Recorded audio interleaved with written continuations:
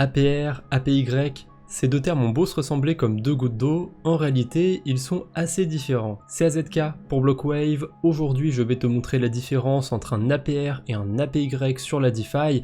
On en profitera aussi pour parler des systèmes à points qui sont apparus il y a quelques temps avec les airdrops, parce qu'ils ont aussi leur place dans cette vidéo. Tu comprendras ça à la fin. Pour ce qui est de la définition, c'est quoi un APR, c'est quoi un APY?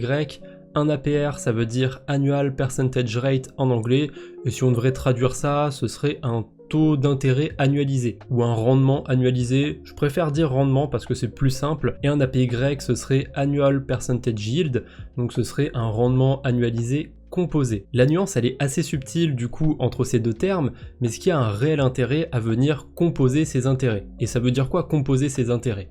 Composer, c'est tout bête, c'est réinvestir ses intérêts, et sur la DeFi, quand on veut faire une conversion entre un APR et un APY, on va mettre une fréquence journalière parce que les intérêts sont réinvestis tous les jours, voire en continu sur la DeFi, et on voit que sur un APR de 10%, il n'y a pas une énorme différence. On passe à un APY de 10,5%. Sur un an, du coup, c'est pas énorme. Peut-être que la différence va se faire sur plusieurs années. Mais si j'augmente le rendement, si je passe à 100% APR, qu'est-ce que ça va donner pour l'APY?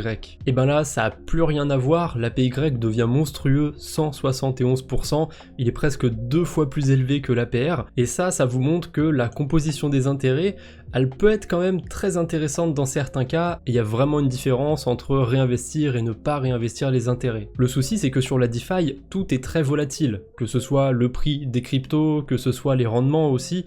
Donc trouver un rendement de 100% annualisé qui tient toute une année, c'est mission impossible. Donc c'est très trompeur de se fier aux APY, je vous donnerai un exemple assez concret par rapport à ça. Néanmoins, il y a quand même des protocoles qui affichent des APY et sur lesquels c'est assez cohérent de voir ça. Le premier truc qui m'est venu à l'esprit, c'est sur AAV. AAV, c'est un protocole de prêt et d'emprunt, et contrairement à livret A, vous n'êtes pas payé une fois tous les semestres ou tous les ans, c'est en continu. Si je dépose 1000 USDC, je vais générer quelques millièmes de centimes par seconde, mais additionné au bout d'un an, si le rendement il est en moyenne de 5% annualisé, eh ben j'aurai 5% d'intérêt. Mais ça se fait vraiment en continu, donc il y a cet aspect de réinvestissement d'intérêt, et c'est cohérent du coup d'avoir un APY sur AAV. Un protocole sur lequel c'est pas cohérent d'avoir des APY, ça va être un protocole comme Uniswap. Alors pour la vidéo, j'ai préféré choisir SyncSwap parce que je trouve que l'interface ça rend un petit peu mieux sur la vidéo, c'est plus joli. Bon, peu importe, ce qu'on peut faire sur ces protocoles, c'est apporter des liquidités sur des pools, et du coup, il n'y a pas cette notion de réinvestissement d'argent. Certes, quand on va déposer, on va générer des frais, parfois des intérêts, parce qu'on peut être payé dans le token maison d'un protocole, mais il n'y a aucun sens à afficher un APY sur ces protocoles, parce que tant qu'on réclame pas manuellement les intérêts, eh ben les intérêts ne sont pas réinvestis. Donc c'est pour ça que sur SyncSwap, sur Uniswap, et normalement sur tous les DEX, on retrouve des APR. Après, on a des protocoles qui se chargent de réinvestir les intérêts, c'est le cas de Biffy Finance, ça peut venir se greffer à des protocoles comme SyncSwap ou plein d'autres, et dans ce cas-là, comme les intérêts sont vraiment réinvestis sur Biffy Finance, c'est cohérent d'avoir un APY, mais ce que je salue sur Biffy, c'est que quand on survole un rendement, on a aussi la possibilité de voir l'APR, et ça je trouve que c'est primordial, puisqu'on peut pas se fier à un APY. Les rendements ne restent pas aussi élevés pendant un an, en général en plus ça va être sur des cryptos qui sont très volatiles, donc on peut pas se fier à des rendements sur un an, parce que ça c'est un point que j'ai voulu garder pour la fin. La composition des intérêts c'est bien, mais ça n'arrive pas sur les premiers jours, sur les premiers mois, ça prend du temps avant d'être intéressant. Sur mon tableur, j'ai fait une petite simulation avec 1000 $ et 100% d'intérêt pour voir la différence entre un APR et un APY. D'ailleurs, l'APY est légèrement différent que celui qu'on a calculé tout à l'heure, parce que là, j'ai réinvesti tous les mois au lieu de réinvestir tous les jours pour simplifier un petit peu le calcul. Donc forcément, si on réinvestit moins, on aura moins d'intérêt, mais il y a quand même une grosse différence entre APR et APY. On passe de 100% APR à 161% APY. Alors autant sur les 3-4 premiers mois, il n'y a pas une énorme différence, au bout de 4 mois on est à 44 $ de plus avec la composition des intérêts, au bout de 6 mois on est à 116 $, par contre au bout d'un an on est à 613 $. Il y a vraiment une grosse différence quand on passe de 6 mois à 12 mois, vous voyez bien que la composition des intérêts se fait surtout sur la fin. Du coup j'ai un exemple parfait pour vous montrer que les APY c'est pas toujours une bonne chose à regarder sur la DeFi. Sur Splice Finance, on a une pool de liquidité un peu spéciale. on peut déposer des mods dessus, sauf qu'il y a une date de maturation.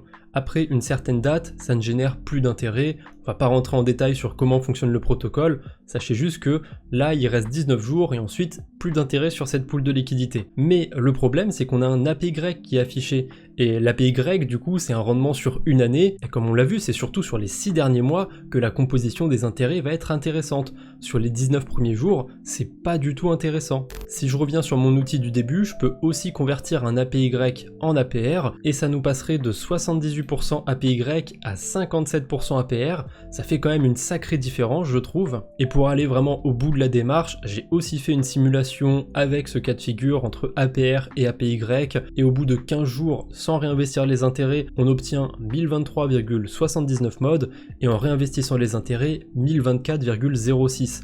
La différence est complètement ridicule au bout de 15 jours. Bon, j'aurais pu pousser jusqu'à 19 jours pour être exactement comme sur la pool de liquidité, mais c'est pas 4 jours qui vont rajouter grand chose. Ce que je voulais vous montrer avec cet exemple, c'est que c'est bien de savoir ce que c'est un APY et un APR, mais c'est surtout intéressant de comprendre pourquoi les APY ne sont pas intéressants et sont plutôt trompeurs sur la DeFi.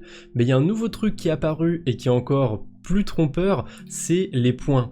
Les points, c'est facile, ça donne une idée de comment farmer un airdrop, il faut déposer des liquidités, tant qu'on accumule des points, c'est que ça marche. Le truc, c'est qu'avec ces points, on est tenté d'essayer de prédire combien on aura de tokens, et du coup quel rendement ça pourrait nous donner, mais il y a trop d'inconnus qui rentrent en compte dans le calcul, puisque parfois on ne sait pas combien de tokens seront distribués pendant l'airdrop, on n'a aucune idée de la valeur que le token aura initialement, on n'a aucune idée de si un point donnera un token, ou un point donnera 10 tokens, ou si ce sera un fonctionnement qui sera complètement différent. Et là je me suis rendu sur Usual Money, c'est un protocole autour d'un stablecoin qui a un système à points, et ils ont carrément lancé un simulateur de points pour qu'on puisse voir combien on pourrait avoir de points jusqu'à ce que le token soit lancé, mais à part savoir quel pourcentage de points on aura par rapport à tout le monde, on n'a pas vraiment plus d'informations. Et même cette information elle est inutile, puisque je peux savoir combien j'aurai de points si je dépose tant de dollars jusqu'à la fin, et en prenant en compte qu'il y ait personne d'autre qui rajoute de l'argent ou qui retire de l'argent du protocole. Donc les airdrops, on peut voir ça comme une sorte de rendement mystère.